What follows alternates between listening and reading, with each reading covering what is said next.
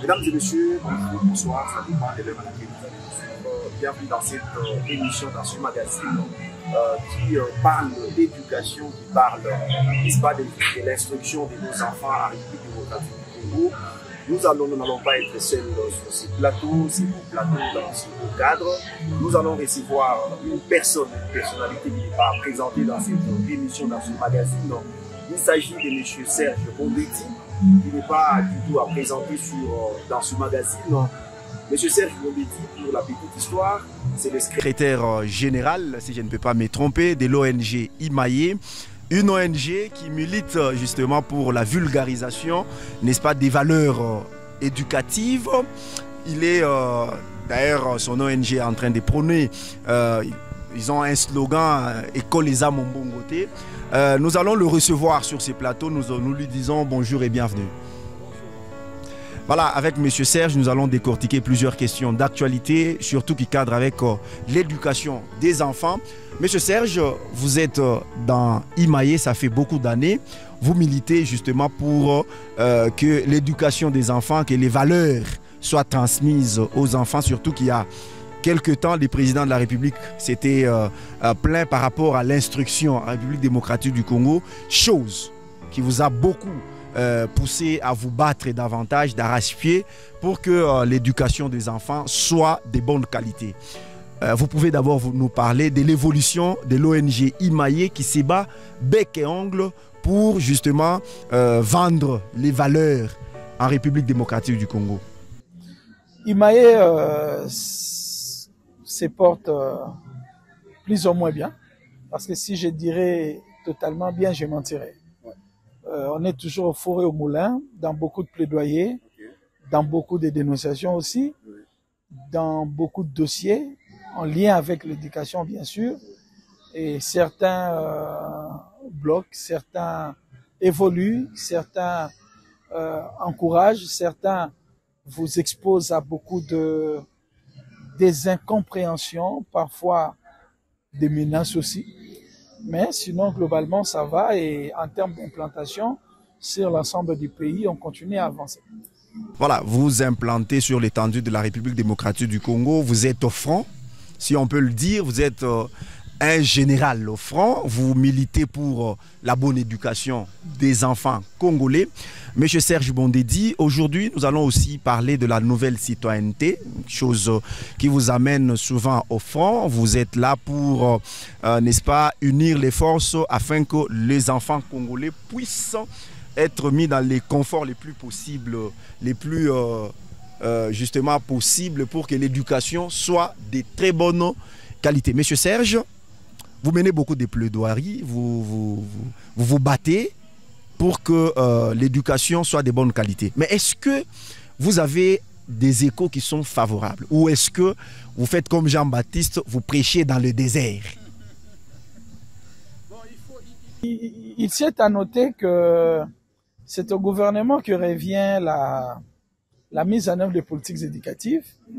Les ONG et d'autres structures reconnues par la loi sont donc des partenaires pour accompagner le gouvernement. Ce n'est pas nous, aux ONG, d'apporter les réponses aux problèmes des populations, mais déjà, lorsque vous tirez la sonnette d'alarme et que le gouvernement, tant soit peu, accepte ou répond, ça crée une dynamique, ça crée un mouvement et on évolue. En matière de politique publique, les choses ne s'évaluent pas à l'instantané. Il y a toujours l'aspect temps durant un processus. C'est sur base de cela qu'on peut mieux faire des évaluations. Déjà avec la campagne École Eza Mombongote, qui avait commencé, vous le savez, en 2017, et la gratuité est venue en 2019, certaines personnes essayent de se demander quel lien y a-t-il entre la campagne École Eza Mombongote et la gratuité. C'est parce que dans la campagne École Eza Mombongote, on décrit le fait de la marchandisation. Et la marchandisation tire son origine dans le financement de ménages, le financement privé de l'éducation, lequel type de financement crée les inégalités et provoque des antivaleurs. Et la meilleure réponse passe par le financement public. Et en 2019, le gouvernement, par la volonté du président de la République actuelle, qui a su généraliser et accélérer cette mise en œuvre de la gratuité qui accède donc à nos plaidoyers. C'est autant, vous avez vu pendant la rentrée scolaire, Imaye Okatang a été sur le terrain ici, et pour avoir le courage de parler, de rappeler aux gens qu'on ne peut pas transformer les écoles à des établissements commerciaux pendant la période post-pré et post-rentrée scolaire, il faut qu'il y ait un cadre référentiel, un document réglementaire. On avait haussé les tons et l'actuel ministre d'État, avait accédé aussi à la demande en prenant une note circulaire pour rappeler les dispositions pratiques pendant la rentrée. C'est un fait. Au niveau de terrain, il y a de ces provinces, de ces autorités provinciales qui s'étaient mis au four et au moulin pour suivre cela. Et nous, comme partenaires, on était là pour monitorer. Il y a des cas où c'était positif, comme il y a aussi des cas qui étaient alarmants, mais on essaye d'avancer. Voilà, vous essayez d'avancer et de rester positif. Vous le dites, M. Serge Bondedi.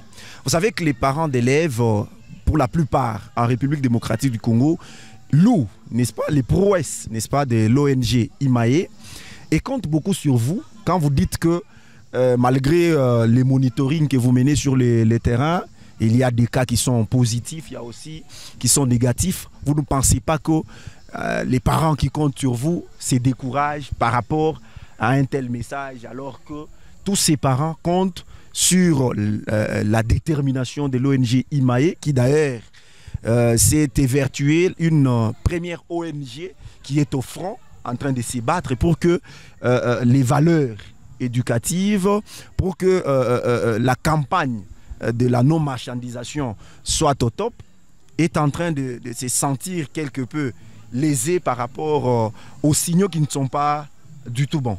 Je comprends parfaitement votre inquiétude et votre souci. C'est aussi les nôtres. Le souci des parents. Ouais, exprimé bien sûr par votre personne. Oui, et il faut dire que dans ce que nous menons comme combat, les parents ont une grande responsabilité. Les parents ont une forte responsabilité. Je comprends parfaitement votre inquiétude, comme vous avez dit, des parents, mais véhiculée par votre personne. Mais il y a quand même lieu de dire, dans ce que nous menons comme combat, les parents ont un rôle capital. Parce que, Imaye, nous sommes... Est-ce que vous vous sentez accompagné par les parents? C'est là où je voulais en venir. Voilà, c'est vrai que si on fait un bilan depuis 2017, aujourd'hui il y a de fortes progressions. Parce que avant c'était très difficile de voir le parent avoir le courage de dénoncer. Mais au moment où nous parlons, de plus en plus les parents sont conscients qu'on ne peut pas transformer un établissement d'enseignement en un établissement commercial. Et les parents dénoncent de plus en plus. Comme je disais tantôt ici, des questions de politique publique sont des questions à une forte ou à des grands espaces de temporalité. Donc, il y a de progression, mais nous continuons à dire que ce n'est pas encore peut-être suffisant. Il faut faire assez. Mais comment y arriver? Pour y arriver, vous savez, nous, Imaye, nous faisons par des moyens qui sont les nôtres et parfois avec l'accompagnement de ces autorités qui réalisent le bienfait de la coéducation, du partenariat éducatif. Mais pour que des parents soient suffisamment mobilisés, il faut donc des actions de grande échelle et ces actions requièrent vraiment le coup de pouce. Les coups de pouce du pouvoir public, mais jusque-là, qu'est-ce qu'Imaye a fait? Qu'est-ce qu'Imaye n'a pas pu faire?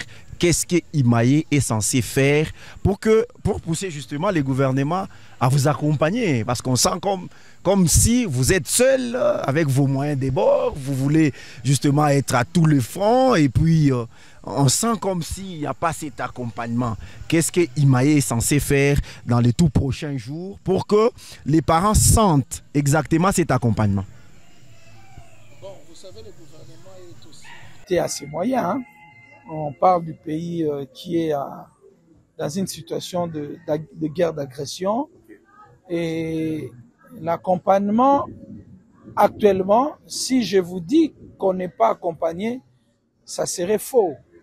parce que d'abord, nous sommes un partenaire éducatif agréé par le gouvernement et les actions que nous faisons, nous partageons avec le gouvernement. Dans la mesure du possible, le gouvernement nous associe dans certaines projections et nous sommes accueillis à travers la République dans des provinces lorsque nous nous présentons par les représentants de l'État, ce qui montre que nous sommes officiels et nous sommes acceptés et nous sommes accompagnés.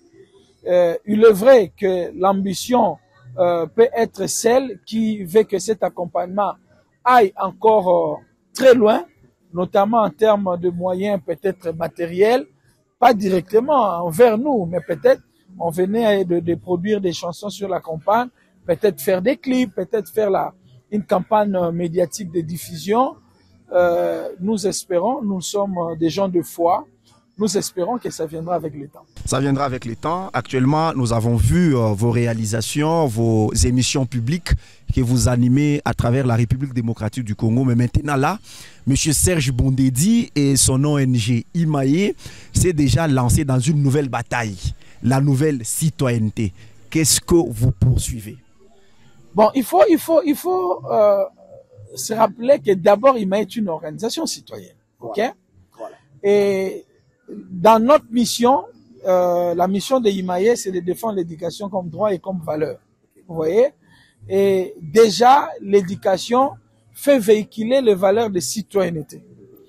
Et raison pour laquelle l'engagement que nous avons est citoyen, l'attitude que nous gardons depuis des temps, malgré des vicissitudes, malgré des fortes pressions, on essaye tant soit peu à rester constant, donc à rester citoyen. Mais on exprimait certaines inquiétudes parce que tout ce qui se vit, dont on décrit en termes de pratiques avilissantes, font montre d'un déficit de citoyenneté et de patriotisme. Et le diagnostic a été fait par l'État congolais. Il y a eu un moment l'avènement du ministère d'abord de l'initiation à la nouvelle citoyenneté. Après, ce département-là a fait quelques exodes pour aller vers le média. Ensuite, au ministère de la jeunesse. Et maintenant, c'est au niveau de ministère de l'EPST qui est devenu ministère de l'Éducation nationale. C'est un point que nous avons beaucoup apprécié. Parce qu'à côté de l'éducation, il faut la citoyenneté. L'éducation forme l'homme, il est vrai. Et les écoles instruisent, donnent les savoirs. Et on peut aujourd'hui bien beau vouloir accompagner le développement matériel, mais si le développement immatériel qui passe par la formation du savoir-être ne suit pas, les choses seront en déphasage, il n'y aura pas de bons résultats. Donc, avec l'avènement du ministère de l'Éducation nationale et de la nouvelle citoyenneté, nous sommes un partenaire éducatif. On ne peut pas laisser l'État seul se battre pour relever le défi du déficit de citoyenneté qu'il y a dans notre pays. Déjà, le fait pour le président de la République de prendre une ordonnance qui institue le ministère de l'Éducation nationale et nouvelle citoyenneté, ça nous avait enchanté. Lui, il est le président de la République. Il décide sur des grandes choses. Le ministère a connu une nouvelle dénomination. Nous sommes partenaires éducatifs. La Constitution nous impose l'État et nous oriente à collaborer avec l'État. On estime déjà le fait qu'on parle de la nouvelle citoyenneté. Il faut aider, il faut accompagner. Aujourd'hui, on parle de la campagne école Amombongote. Vous venez d'évoquer les émissions grand public. On évoque aujourd'hui les cas de jeunes qui sont derrière les alcools, derrière les tabacs, derrière la drogue. Il suffit de faire des restaurants, des boîtes de nuit à travers certaines de nos villes, surtout à Kinshasa. Vous trouvez ce qu'on appelle des chichas à la portée de tous. Il y a une vidéo qui est devenue virulente dans les réseaux sociaux. On voit des jeunes filles aller se procurer de petites bouteilles de whisky. La jeunesse a besoin de l'instruction, la jeunesse a besoin d'être encadrée. Et nous sommes une organisation qui s'occupe des jeunes. On ne peut pas laisser l'État seul. Voilà pourquoi dans le cadre de l'accompagnement, dans le cadre de nos missions, dans le cadre de nos objectifs, parce qu'on a aussi parmi les objectifs participer à tout, contre tout ce qui nuise au développement mental de la santé et à l'instruction de la jeunesse. Voilà pourquoi vous voyez à travers ces émissions grand public, nous sommes en train donc d'aborder les questions de citoyenneté et de patriotisme parce qu'il y a beaucoup à dire. Il y a beaucoup à dire. Vous venez de dire aussi tout à l'heure que vous êtes une organisation citoyenne et vous vous êtes déjà lancé dans cette campagne de la nouvelle citoyenneté. Quelles sont vos cibles? Est-ce les jeunes seulement? Et quel type de jeunes? Les élèves, les jeunes qui ne partent pas à l'école, parce que déjà en instituant la gratuité de l'école, on avait visé aussi les jeunes qui ne partaient pas à l'école. Mais chose étonnante, il y a toujours ces jeunes qui ne partent pas à l'école. Les autres font l'école buissonnière. Mais quelles sont vos cibles? Vous visez seulement les élèves? Vous visez seulement les jeunes? Ou alors il y a les éducateurs qui sont aussi concernés par cette campagne que Imaye aujourd'hui s'est évertué à faire à travers la République démocratique du Congo? Les cibles, d'abord vous avez tous les opérateurs éducateurs, mais à un certain moment on va aller même au-delà du secteur de l'éducation nationale, parce que l'éducation est transversale. Donc dans les prochains jours, vous verrez Imaye dans le secteur des transports. Il faut être communication, oui. Vous nous verrez dans le domaine de la santé publique et dans le domaine de l'environnement. D'abord, puisque nous sommes dans le secteur de l'éducation, il y a, je crois, 2 jours, on était avec le chef des sous-divisions d'Io Katanga 1 et des inspecteurs chefs des poules, où on a essayé d'appuyer les autorités locales sur la compréhension, donc dans la sensibilisation, à permettre aux cibles, donc aux acteurs locaux, de mieux s'appréhender, de mieux s'approprier du concept nouvelle citoyenneté. Et on n'était pas en l'air. On s'est basé sur le document du ministère, qui est le plan quinquennal. C'est là que nous avons tout tiré, au-delà de tout ce qu'on a comme connaissance, pour pouvoir appuyer la sensibilisation. Mais il y a aussi les élèves. Et raison pour laquelle hier, on était avec les élèves finalistes, pour qu'ils adoptent les approches de la nouvelle citoyenneté, qu'ils comprennent c'est quoi ce concept de nouvelle citoyenneté. En quoi on est nouvellement citoyen comparativement à ce que l'on peut qualifier de l'ancienne citoyenneté. Et ça a été formidable. Et cela a été indiqué par le nombre des interventions des enfants qu'on n'a pas pu d'ailleurs vider, et qui n'ont pas pu aussi avoir tout le temps matériel possible pour s'exprimer parce que ils étaient nombreux qui voulaient intervenir. Donc il y a les enfants, il y a les enseignants, il y a les opérateurs éducateurs et aussi les jeunes dans certains milieux sociaux qu'on va aussi cibler. Bien avant de chuter avec ce magazine, Monsieur Serge Bondedi, vous avez été très large, vous vous êtes étendu sur toutes les matières, mais en parlant de la nouvelle citoyenneté, avez-vous déjà identifié quelques éléments sur lesquels vous allez justement vous appesantir pour justement communiquer cette nouvelle citoyenneté dans les chefs, n'est-ce pas, des élèves, des jeunes, n'est-ce pas, qui s'adonnent à des pratiques qui tendant à, n'est-ce pas, à les désorienter? Oui, nous sommes, par rapport à ça, nous avons l'aspect de la fraude, la corruption, et la tricherie. Ce sont des éléments essentiels parce que dans nos milieux de vie, dans le milieu éducatif, il faut combattre. Nous avons la question du patriotisme et repères identitaires. Nous en parlons également. Nous avons les aspects de la protection de la jeunesse avec la drogue, l'alcool, le tabac. Nous avons des questions de santé avec l'hygiène corporelle, l'hygiène du milieu. Vous voyez, notre pays est confronté à des problèmes d'environnement. Donc, ce sont des questions prioritaires sur lesquelles nous appesantissons sur cette question de la nouvelle citoyenneté. Et vous pensez que vous allez relever les défis? Avec bien sûr l'accompagnement des parents, des éducateurs. Avec la campagne École Les Âmes Mbongoté, on a 44 résultats obtenus. C'est-à-dire des actions que le gouvernement a posées suite à la campagne. Oui. Et nous espérons, avec la nouvelle citoyenneté, comme vous l'avez dit, parce que c'est l'État qui décide, c'est l'État qui met les moyens, ce n'est pas aux ONG. Nous avons de l'énergie, nous avons de la volonté, peut-être aussi parfois qui est aussi limitée, hein? Mais nous espérons, étant donné que l'État a institué ces ministères, nous comptons sur sa bonne foi et nous avons vu à Matadi, nous avons été très bien accueillis à Kinshasa Funa, à Kinshasa Moamba, ici dans la province du Haut-Katanga 1 surtout. Et il faut dire que ce n'est pas en vain que nous nous retrouvons ici parce que dans notre monitoring, on a constaté que dans le Haut-Katanga 1 aussi, c'est là où on applique la circulaire sur les serments des citoyens. Donc nous espérons qu'après un moment, les résultats seront positifs. Voilà, Monsieur Serge, nous sommes arrivés à la fin de ce magazine. Nous avons vraiment le plaisir de vous recevoir dans ces plateaux. Mais bien avant de terminer, je crois que vous avez préparé quand même un message de sensibilisation que vous allez justement adresser, n'est-ce pas, aux élèves, à la jeunesse, par rapport, n'est-ce pas, à cette campagne de la nouvelle citoyenneté ou sur la nouvelle citoyenneté. Est-ce que vous avez ce message à adresser à tous ces jeunes, à tous ces élèves, à tous ces éducateurs qui vous suivent? Le jeune, surtout congolais, nous devons savoir que ce n'est pas en vain que Dieu, bon moi je suis croyant, hein, ce n'est pas en vain que nous sommes nés congolais, et c'est notre pays, nous devons avant tout l'aimer.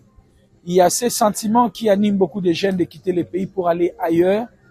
On n'est pas mieux que chez soi.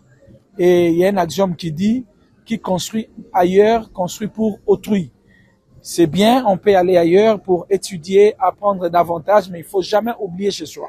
Quand je parle de chez soi, c'est partant du foyer, partant du village, partant du territoire, du secteur, du chef-lieu, du groupement, je ne sais pas si j'en ai parlé, de la province et du pays. De l'étendue de la République. De l'étendue de la République. Nous sommes ici, nous sommes très fiers parce que on a eu la grâce de faire quasiment l'ensemble du pays et ça renforce notre fierté nationale et nous devons transmettre cela à la nouvelle génération. Donc, aimez votre pays, étudiez sérieusement pour que, à travers les études, qu'ils acquièrent les compétences pour pouvoir participer au développement du pays. Et ce n'est pas d'autres personnes qui aimeront ces pays plus que vous, les jeunes, la prochaine génération.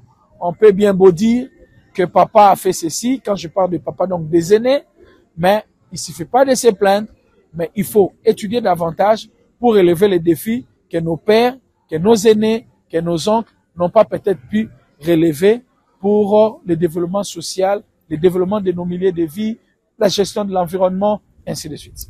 Voilà, mesdames et messieurs, vous avez suivi l'intégralité de cette émission. J'ai recevé pour vous M. Serge Bondedi, qui est le secrétaire général de l'ONG IMAE, avec qui nous avons abordé plusieurs questions d'actualité et puis d'intérêt national qui cadrent avec l'éducation.